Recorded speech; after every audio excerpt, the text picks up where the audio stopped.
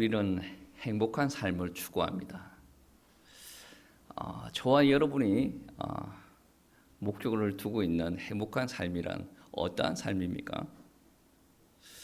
대부분의 사람들은 우리 삶의 환경이 평안하면 그것이 행복한 삶이다라고 이야기를 합니다. 예를 들면 그렇습니다. 아이들이 나의 말을 잘 따른다. 집안에 나의 아이들이 나의 말을 잘 따른다. 그리고 우리 아이들에게 아무 문제가 없다. 부부 관계가 좋다. 사람들 간에 갈등이 없다. 그리고 남편이 돈을 많이 벌어온다. 그리고 우리 가족들 건강이 아주 좋다. 평안하죠. 행복합니다. 그런데 성경이 말씀하시는 행복이란 이것보다 더 깊이가 있습니다. 성경이 말씀하실 때 인간이 행복하려면 하나님께 가까이 와야 된다고 합니다. 왜 그러냐면 하나님께서는 우리를 창조하신 분이시고 생명의 근원이시다. 행복의 근원이시고 기쁨의 근원이시기 때문에 인간이 행복하려면 하나님께 가까이 와야 된다라고 이야기를 합니다. 제가 10여 년 전 신대원 다닐 때 신대원 동기 형님 한 분이 로렌트 형제라는 분이 썼던 하나님의 임재 연습이라는 책을 추천을 해줘요. 아주 얇습니다. 한 이 정도 얇아요. 그 책에서 가르쳐주는 이야기가 있습니다. 어떻게 이야기하냐면 하나님과 함께하면 고난도 달콤하다. 하나님을 없이 누리는 즐거움은 결국 우리를 더 공허하게 만든다. 이 말을 한마디로 줄이면 그거죠. 우리는 하나님을 외롭게 홀로 두지 말아라 라고 합니다. 오늘 본문 말씀도 그와 유사한 이야기를 하는데 우리 인간이 하나님과 멀어졌지 않습니까? 야고보가 이야기하는 것은 우리 인간이 하나님과 더 가까워질 수 있는 방법들을 이야기를 하고 있습니다. 크게 세 가지로 나눠서 이야기를 하는데 첫 번째가 하나님께로 돌아와라라고 합니다. 방향을 돌아와라. 아주 큰 대전제인데 그 안에서 세 가지로 나눠집니다. 그 세 가지를 오늘 설교 말씀에서 나눌 건데 정욕의 전쟁을 끊어버리라. 정욕의 전쟁을 끊어버리라. 그게 무슨 말이냐면 우리는 행복을 두고 이야기할 때 자꾸 외부적인 요소를 이야기를 합니다. 그런데 야고보서는 문제의 뿌리를 우리 내면에서 찾습니다. 오늘 말씀해 보시면 그런 말씀이 있죠. 4장 1절 말씀해 보시면 너희 중에 싸움이 어디로부터 다툼이 어디로부터 나느냐? 정욕으로부터 나는 것이 아니냐? 여러분 싸움이 어디로부터 납니까? 부부가 갈등이 있어요? 부부 싸움의 큰 원인이 무엇입니까? 돈 문제, 아이들 문제 아니겠습니까? 정말 그것 때문에 싸우는 겁니까? 오늘 본문 말씀을 비춰보면 싸움이 어디서 나느냐? 정욕 때문이 아니냐? 여러분, 사람들은 자꾸 싸움의 기준을 우리 내면에서 찾지 않고 외부에서 찾습니다. 근데 야고보서는 싸움은 어디에서 난다라고 합니까? 정욕, 우리 내면으로부터 찾는다는 거예요. 여러분, 정욕이라는 것은 원함이에요. 내가 무언가를 원한다라는 거죠.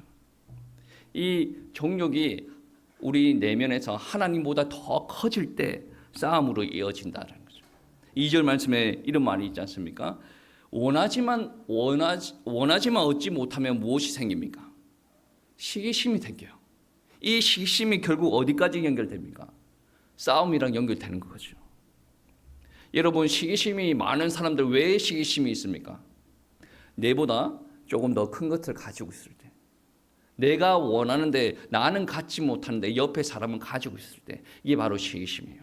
이 시기심이 어디에서부터 온다라고 이야기를 합니까? 원하지만 얻지 못하고 있을 때, 이게 바로 정욕이라 말입니다. 여러분 시기심, 싸움 모든 근원이 어디에서 오는 겁니까? 정욕에서 온다라고 이야기합니다. 심지어 오늘 말씀은 너희가 얻지 못하면 기도하지 않기 때문에 얻지 못한다. 그런데 기도하였는데 너희가 얻지 못하면 무엇 때문에? 정욕으로 구하기 때문에 너희가 얻지 못한다라고 이야기를 합니다. 여기서 야고보가 이야기하는 말씀의 핵심은 하나님께 가까이 가는 가장 근본적인 핵심적인 원인은 무엇이냐? 정욕 때문이다. 더 구체적으로 이야기하면 그겁니다. 우리 마음에 욕심이 없을 수는 없어요. 욕심이 우리를 움직이는 큰 동인이 될 수도 있습니다. 근데 욕심이 너무 커서 하나님이 위에 있습니다. 우리 마음은 누가 주관을 하셔야 됩니까? 하나님께서 주관을 하셔야 되는데 우리 마음에 욕심이 주관하도록 내버려 둔단 말이에요. 이게 바로 하나님에게서 더 멀어지는 이유가 됩니다. 사람들은 아마 그러한 이야기를 할 겁니다. 욕심이 없는 사람이 어딨냐? 욕심이 있어야 살아가지. 아마 사람을 움직이는 동인을 이야기하려고 할 것 같은데 여러분 이 시간에 예배할 때도 마찬가지입니다. 하나님을 사랑하는 것보다 내가 내 자신을 너무 사랑합니다. 육신의 정욕이 너무 끌어넘치요. 그러면 이 시간에 예배 드리는 것이 하나님을 사랑해서 하나님을 높이는 예배가 되지 않습니다. 무엇을 위한 예배입니까? 나를 위한 예배. 나의 성공을 위해서 하나님을 도구로 사용하는 예배가 된다는 거죠. 정욕의 전쟁은 결국 다른 주인을 선택하게 만듭니다. 그래서 오늘 말씀에 정욕을 끊으라라고 이야기를 합니다. 그게 쉽습니까? 쉽지 않습니다. 그렇기 때문에 하나님과 가까이 가는 것이 쉽지 않다라고 합니다. 이 땅에서 태어난 우리들은 죄를 가지고 태어났어요. 정욕이 본능입니다. 그런데 오늘 말씀은 하나님께로 방향을 돌리려면 정욕을 끊어야 된다라고 이야기합니다. 그리고 두 번째, 세상과 친구하려는 마음을 끊으라. 세상과 친구하려는 마음을 끊으라. 세상과 친구하면 얼마나 좋습니까? 제가 이때까지 살아왔을 때 이야기를 한번 보면 친구들과 놀 때가 너무 좋아요. 대학교 갔을 때도 이것은 대한민국이 아니야. 다른 공기야. 엄청나게 좋아요. 대학교에서 뭐를 하든지 기분이 좋아. 친구를 만나든 카페를 가든 뭐 다른 데로 놀러를 가든 아니면 선교 잔치를 가든 뭐든지 다 좋습니다. 다른 공기에 다른 사람들 같아요. 너무 좋은 그것을 우리 마음에서 끊어버려라. 결코 쉽지 않습니다. 여러분, 세상이라는 것은 무엇입니까? 우리 안에서 하나님을 지워버리고 나를 중심으로 세워서 그리고 내 마음대로 살려고 하는 방식 그리고 내 마음에서 하나님을 밀어내려고 하는 흐름을 바로 세상과 버타려고 한다. 처음 신앙생활을 하는 사람들이 그렇습니다. 신앙생활을 못하겠어요. 왜? 하나님의 말씀대로 살기가 힘듭니다. 내가 하던 술, 담배를 끊어야 되는데 그렇게 못하겠습니다. 그리고 나는 주일날 아침에 일찍 일어나서 예배를 못 드리겠습니다. 나는 하나님 앞에 헌금을 못하겠습니다. 그것을 강조하는 것이 신앙의 본질은 아니에요. 처음부터 누가 그렇게 하라고 합니까? 그렇게 하라고 하지 않습니다. 근데 정말로 하나님을 만나게 되면 그렇게 된다는 거죠. 여러분, 남녀 간의 사랑에서도 그렇습니다. 질투하는 게 당연하지 않습니까? 어떤 여성분들은 자기 남자친구가 질투하지 않으면 이제 마음을 상해합니다. 왜? 예전 같지 않다는 거죠. 여러분, 질투하는 것이 당연합니다. 그런데 사람들은 하나님이 질투하시는 하나님이다라고 표현할 때 하나님은 너무 이기적이죠. 하나님은 인간에 대한 배려가 없으셔 라고 이야기를 하죠. 잣대가 왜 왔다 갔다 바뀌는지 몰라요. 누군가의 사랑을 엄청나게 받고 싶은데 상대방이 나를 사랑하지 않으면 내 마음이 상합니다. 그런데 하나님께서 나를 질투하신대. 그럼 마음이 상하지 않죠. 하나님이 이상한 분이다. 오늘 말씀에 하나님은 시기하시는 분이다라고 이야기합니다. 왜 시기하십니까? 우리를 사랑하시니까 시기하시는 거죠. 아니, 하나님께서는 우리를 온전히 바라보십니다. 우리와 함께하시기를 원하시고 하나님의 일을 우리가 감당하기를 원하십니다. 그런데 우리는 여전히 정욕 안에 있고 세상과 버타고 있습니다. 그러면 하나님의 입장에서는 나만 바라보고 있는데 질투하는 것이 당연하지 않습니까? 그렇게 질투하시는 하나님을 오히려 삿대질합니다. 하나님은 자기만 위한 하나님이다. 왜 그러한 현상이 일어납니까? 하나님의 사랑이 실제적으로 와 닿지 않아서 그래요. 옆에 이성으로 교제하는 친구들은 실제니까 만질 수 있고 이야기할 수가 있고 같이 놀 수도 있고. 근데 하나님과 그렇게 한 경험이 없거든. 그러니까 하나님은 질투하시는 하나님이다. 하나님을 이상하게 보기 시작합니다. 하나님은 우리를 사랑하시기 때문에 질투하시는 것이죠. 그러면 이러한 관계를 정리하려면 어떻게 해야 됩니까? 세상과 버타지 말아야 됩니다. 다른 말로 세상과 구분되어 살아라. 어떻게 그럴 수가 있습니까? 우리는 세상에 나가서 친구들을 만나고 공부도 하고 돈을 벌고 살아갑니다. 또 많은 문화를 누리고 살아갑니다. 그런데 우리가 어떻게 세상과 친구하지 않고 살아갈 수가 있겠습니까? 여러분, 그렇게 사는 저희들에게 하나님께서 이야기하시는 것은 세상과 구분되어서 살아라라는 그 말은 방향을 바꾸라라는 거죠. 방향을 바꾸라. 다르게 이야기하면 우리가 지금 무엇과 연결이 되어 있는가라는 거죠. 만약에 여러분이 지금 여러분 안에 있는 정욕과 여러분 밖에 있는 세상과 연결되어 있으면 여러분 마음 안에서 계속 신호를 보냅니다. 어떤 신호를 보냅니까? 인정받으려고 하는 욕구가 계속 일어나요. 내가 가진 게 있으면 뭔가 자랑하려고 합니다. 그리고 사람들과 비교하려고 해요. 여러분 요즘에 SNS에 뭔가 글이 많이 올라오지 않습니까? 제 주변에도 글이 많이 올라와요. 요즘 문화예요. 어디 놀러 갔다, 여행을 갔다 막 글이 올라와요. 제 주변에 어떤 분들은 이번에 논문이 합격됐다 그러면 논문 막 올라와. 저는 웬만하면 그런 것을 지양하려고 합니다. 뭐 사람마다 다르죠. 근데 왜 지양하려고 하냐면 어떤 마음에서 그것을 올리려고 하는지 알기 때문에 지양하려고 해요. 무언가 그것을 통해서 대중들과 소통하는 것이 나쁘지 않다. 뭐 저는 그렇게 생각하는데 소통하려고 하는 것이 아니라 내 안에 무언가가 꿈틀꿈틀 거려서 그것이 나온다라고 인지가 되기 때문에 안 하려고 하는 거죠. 여러분, 반대로 우리 내면 안에 세상이 주관하고 내 욕심이 주관하지 않는 사람들은 하나님이 주관하려고 해요. 그 사람들의 특징이 무엇입니까? 나를 드러내고 나를 자랑하려고 하는 것이 아니라 하나님께 영광, 하나님을 증거하려고 합니다. 여러분 아는 모세, 요셉, 다니엘, 하나님께서 하셨습니다. 하나님께서 하십니다. 하나님께로 영광. 주변의 모든 사람들이 그런 사람들의 모습을 보고 하나님을 알게 되는 거죠. 그런데 내가 이것을 했습니다라고 하면 아무리 교회를 다니고 하나님을 믿는다라고 하더라도 하나님을 알려고 하지 않습니다. 하나님께서 하셨습니다라고 이야기하는 사람들의 특징이 뭡니까? 하나님의 말씀을 받습니다.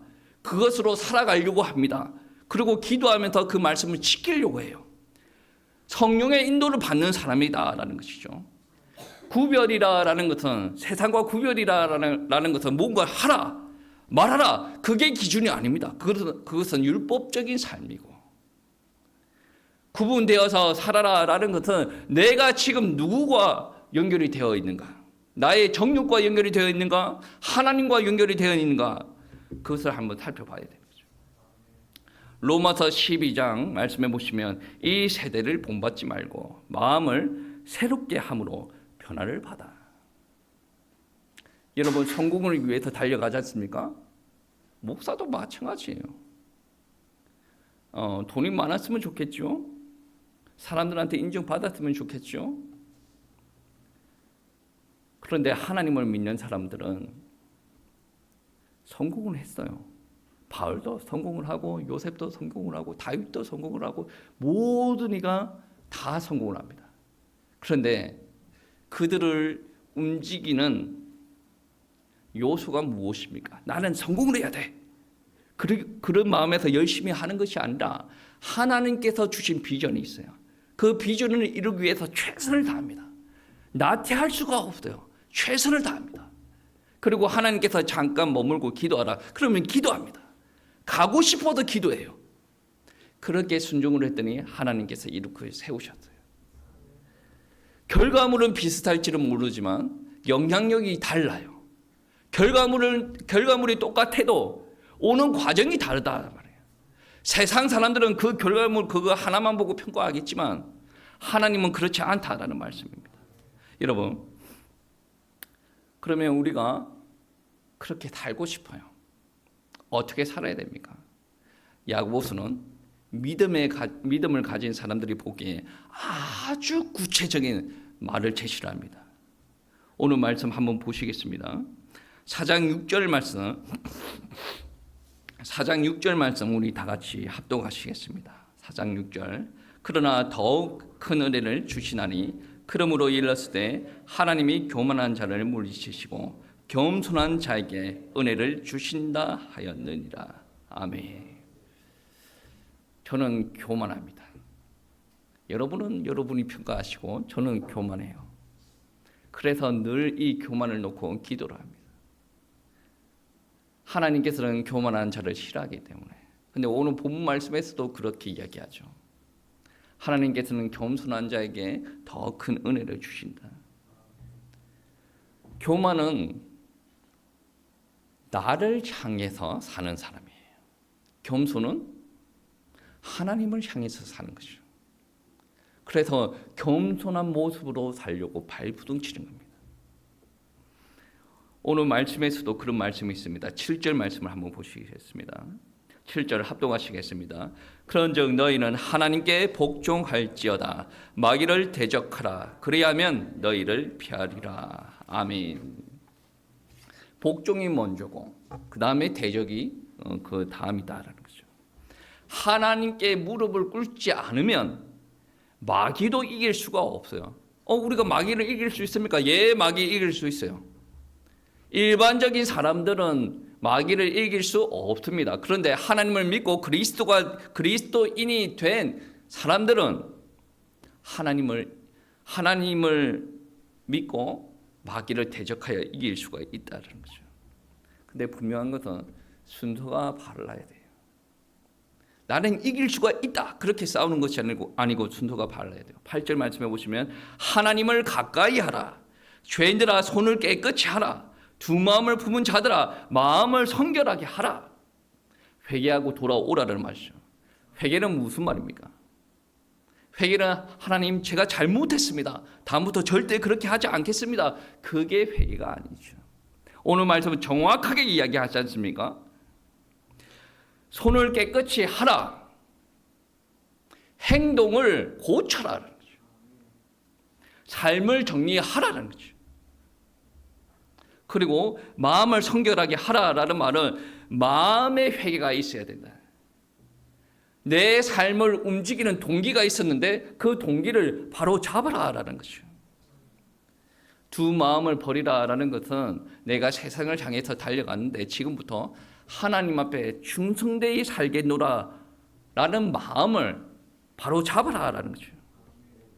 여러분 이거 절대 쉽지 않습니다. 입으로 신앙생활하는 건 너무 쉬워요. 근데 내가 행동으로 옮기는 것은 너무 힘듭니다. 오늘 본문 말씀에서도 주 앞에서 낮추라. 그리하면 주께서 너희를 높이시리라. 여러분 낮추는 게 쉽습니까? 신앙생활을 하면 할수록 낮추는 게 힘들어요. 정말 힘듭니다. 내가 가진 거 없어요. 돈도 없어요. 배운 것도 없고 몸도 안 좋아요. 그래도 사람들이 낮아지지 않습니다. 낮아지는 은혜는 하나님께로부터 나오는 것이에요. 내가 가진 거 없다라고 해서 낮아지지 않습니다. 제가 작년 여름에 온라인 강의도 어차피 있고 그래서 여름에 호주로 한 3주 가까이 갔다 왔지 않습니까? 그때 제 마음에 이제 다짐한 부분들이 있어요. 정말 내가 할 수 있는 부분들에 최선을 다해야겠다. 그 전에 이제 하나님 앞에 기도할 때 하나님이 저는 무엇을 해야 되겠습니까? 어디에 저의 에너지를 쏟아야 되겠습니까? 나는 무엇을 해야 될지 모르겠습니다. 라고 기도하면서 이제 거기 갔죠. 오랫동안 절필을 했어요. 근데 호주에 가가지고 밤 7시부터 10시 반까지는 신학교 강의를 하고 한 1시간 쉬고 이제 산책을 하죠. 산책을 하고 와서 새벽까지 글 쓰고 그리고 자고 일어나서 새벽에 또 글 쓰고 또 산책하고 들어와서 이제 또 준비할 거 준비하고 그러면서 애들한테 산책하면서 찍었던 캥거루 사진 그래 앵무새 사진 뭐 이렇게 경치를 이제 찍어서 보내줬고 그러다가 너무 힘들면 뭐 사람들과 잠깐 어디 좀 갔다 오고 아니면 커피숍에 들어가서 혼자 커피를 시켜가지고 먹으면서 멍하게 있고 그러면서 이제 글 쓰는데 시동을 좀 걸었어요. 붕 올라갔어. 그러면서 이제 내가 생각을 해봤어. 내가 왜 이렇게 해야 되는가? 인정받으려고 그렇게 하는가? 저는 별로 인정받는 욕구가 그렇게 크지 않습니다. 왜? 그 사람이 인정하든 말든. 근데 제가 기도하면서 곰곰이 생각해 보니까 무시하는 거에 대해서 발끈하는 부분들이 있다면 제가 볼 때 그게 인정받는 욕구랑 무시하는 거랑 뭐 그게 그건 것 같은데 거기에다가 좀 발끈하는 부분들이 있었던 것 같아요.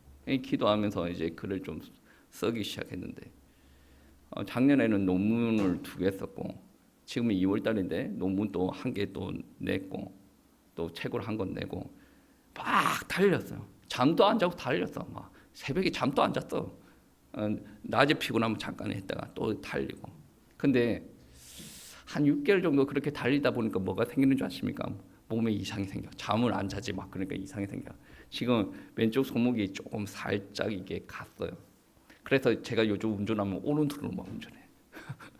그리고 집에서 설거지를 안 합니다. 왜 그러냐? 설거지하면 왼손으로 버텨야 되는데 이 왼손이 좀 무리가 가지고 못 버티고 있어가지고 차 문을 열 때도 관절을 뒤틀어가지고 열면 여기 통증이 와서 관절 사용을 안 해요. 만약에 헬스장 간다? 아령 같은 거 요즘 안 됩니다. 왜? 여기 무리가 오니까. 그러면서 제가 곰곰이 생각을 해봤어요. 몇 주 동안 그렇게 살았어요. 급한 일 아니면 타자 키보드를 오른손으로 맞춰요. 이거 거의 모셔둡니다. 회복될 때까지. 그러면서 이제 생각하는 거죠. 내가 처음에 나름의 자존심이 상했구나. 그래서 이 글을 써내는구나. 이게 하나님께서 원하시는 것 같은데 아직도 내가 낮아지지 못한 부분이 있구나. 그러면서 하나님 앞에 기도하는 거죠. 하나님 이 부분 다시 회복시켜 주시고 제가 가지고 있는 것 가지고 하나님을 위해서 글을 쓰고 논문이 발표가 되면 또 다른 목회자와 신학자들에게 좋은 영향을 줄 수 있도록 글을 써 나가는데 이 글도 영향 줄 수 있도록 나를 위해서가 아니라 주변 사람들에게 영향을 줄 수 있도록 올 초에 워싱턴 어떤 교회한테 메일을 몇 개 썼어요. 당신 글을 번역을 하겠다. 여러분 엄청나게 허무맹랑하죠. 사람이 이 살짝 이렇게 되니까 그거 뭐 없어. 그냥 무작정 썼어. 이번 주에 메일이 최종적인 메일이 왔는데 그분의 박사 논문을 번역을 하고 그분의 설교를 번역하는 걸로 이렇게 됐어요. 뭐 출판사와 연결을 하면서 그런 이야기를 했어요. 이거 한국에서 나오면 엄청나게 목회자들한테 도움 될 것이다. 그러면서 저는 하게 된 계기는 뭐 제 중심일 수는 있겠으나 과정에서도 더 나아지려고 기도를 하고 하나님을 높이려고 기도합니다. 왜? 손목이 지금 문제가 왔어. 손목에 이렇게 잡고 있으면 요즘에 잠을 좀 일찍 잡니다. 12시 전후에 잡니다. 왜? 손목이 아파서 오랫동안 잠을 못해. 이렇게 자면서 하나님 앞에 기도합니다. 일어섰을 때도 어떻습니까? 기도합니다. 여러분 낮아지는 것이 정말 쉽지 않아요. 저도 지금 저의 모습을 보면 참 안 낮아진다라고 이야기를 합니다. 여러분, 큰 고통이 와야 더 낮아져요. 내가 육신이 망가지든지 내 자녀가 망가지든지, 여러분, 제가 이 시간에 저주하는 거 아닙니다. 알아서 낮아지면 되는데 알아서 낮아지기가 쉽지 않다니까요. 경제적으로 문제가 오든지 그래야 사람이 하나님을 찾고 낮아진다는 거죠. 오늘 말씀 보시면 10절 말씀에 낮아지라 낮추라라고 이야기하지 않습니까? 그 앞에 무슨 말이 있습니까? 슬퍼하며 애통하며 울지어다. 너의 웃음을 애통으로 너의 즐거움을 근심으로 바꿀지어다. 여러분 행복합니까? 웃고 다니지 않습니까? 여러분 절대로 낮아지지 않습니다. 여러분 하는 일들이 잘 됩니까? 행복해요? 절대로 낮아지지 않습니다. 내가 행복한데 하나님께서 나를 높이고 싶은 모습으로 되지 않는다는 거죠. 낮아져야 하나님께서 높일 것인데 나는 내 스스로가 만족을 하고 행복합니다. 나는 이 대학에 나왔어. 나는 돈을 잘 벌어. 사람들이 나를 인정하고 있습니다. 행복합니다. 낮아질 겨를이 없어요. 낮아질 겨를이 없어요. 여러분 다 아시죠? 사무엘상에 사울 왕이 나옵니다. 여러분 다 아시듯이 사울 왕은 실패한 왕이에요. 왜 그런 줄 아십니까? 낮아지는 훈련을 단 한 번도 해본 적이 없어요. 왕으로 세움을 받고 나서 그때부터 하나님의 말씀에 불순종하고 쭉 교만합니다. 훌륭한 왕이죠. 근데 하나님의 말씀을 듣지 않았어요. 근데 다윗은 어떻습니까? 내가 너를 왕으로 세울 것이다. 기름을 붓고 나서부터 하나님의 은혜를 경험하게 됩니다. 그런데 10년 넘게 도망자의 모습으로 살아가요. 얼마나 자존심이 상합니까? 골리앗을 때려 죽인 다윗이에요. 근데 골리앗의 나라에 가가지고 미친 척을 하고 있어요. 침을 흘리고 막 정신병자처럼 한 거예요. 정상적입니까? 얼마나 자존심이 상하겠어요. 사울의 군대가 쫓아옵니다. 숨습니다. 자존심 상하지 않겠습니까? 골리앗 앞에서도 나가서 돌멩이 던져가지고 골리앗 한 방에 꺾었던 사람이에요. 얼마나 자존심 상합니까? 내가 잘하는 것이 있는데 얼마나 자존심 상합니까? 제가 이번에 학교 가가지고 어떤 박사 과정에 있는 학생을 만났어요. 그분이 그래요. 나는 한국에서 성악을 전공했다. 오스트리아에 가서 학위도 받아왔다. 내가 어떤 교회의 지휘자로 갔는데 엄청나게 사람들이 나한테 유학파 지휘자라고 굽신굽신 거리더라. 근데 우연찮게 그 교회 자매와 결혼하고 그 교회에서 이제 전도사 생활을 시작했는데 그때부터 사람들이 돌변하더라. 유학파 지휘자일 때는 사람들이 굽신굽신 거리더니 유학파 전도사로 변화가 되니까 집안의 교회 모든 허드렛 일을 할 때 다 불러대요. 물이 터졌다 그러면 당신이 고치세요. 쓰레기 같은데 당신이 고치세요. 차가 문제는 당신이 고치세요. 전도사가 어떻게 살아요? 자존심이 엄청 상했대요. 자기가 기도하면서 이제 음반을 낸 것이 있는데 담임 여기저기에서 집회 요청이 온대요. 근데 담임 목사 눈치가 보여서 집회를 못 다니고 있대. 제가 침대에 누워가지고 하는 말이 하나님께서 정말 귀하게 쓰실 것 같습니다. 분명히 목회자가 설 때는 낮아지는 훈련을 하는 것 같습니다. 저도 낮아지는 훈련을 하고 있고 목사님 강도사라 그러더라고. 올해 목사 안수 받는다고 해서 그냥 저는 목사님이라고 불러주셨어요. 저보다 나이가 많아요. 몇 살이 많지? 75년생? 50살이 넘네. 그분한테 귀하게 쓰임 받을 것 같다고. 그래야 돼요. 제가 그런 이야기 했거든요. 여러분 낮아지는 거 정말 쉽지 않습니다. 유학파 학위를 받아왔어요. 지휘자예요. 성악도 했어요. 그런데 음악도 모르는 사람한테 무시를 당해. 왜? 나의 프라이드가 음악이었어요. 그거를 철저하게 내려놓는 훈련을 하는 거죠. 여러분 안에 무언가 강함이 있습니까? 나는 돈이 많아. 나는 자식 농사를 잘 지었어. 나는 몸이 건강해. 여러분 그게 강하게 자리 잡고 있으면 하나님께서 여러분을 움직일 수가 없어요. 하나님께서 주셨습니다. 감사합니다. 하나님을 위해 쓰임 받겠습니다. 감사합니다. 이 몸뚱아리 하나님께서 주신 거 아니겠습니까? 감사합니다. 나의 체력, 나의 능력 하나님께서 다 주신 거 아니겠습니까? 감사합니다. 귀하게 쓰임 받겠습니다. 낮아져야 하나님께서 여러분을 높일 수가 있다라는 거죠. 야고보서가 말하는 세 단계가 무엇입니까? 내 안에 정욕이 주인이 되려고 할 때 그것을 끊으라. 그리고 세상과 친구 되려는 마음을 끊으라. 그리고 하나님께 복종하면서 회개하고 하나님께 가까이 가라라는 거죠. 이것은 단순한 훈련이 아닙니다. 이것은 예수님께서 사셨던 방법이에요. 예수님도 세상과 타협하지 않았습니다. 그리고 예수님도 욕심의 길을 걷지 않았습니다. 끝까지 아버지께 복종을 하였다는 거죠. 엄청 고리타분하고 답답한 이야기죠. 근데 하나님께 가까이 가려면 이게 회복이 되어야 돼요.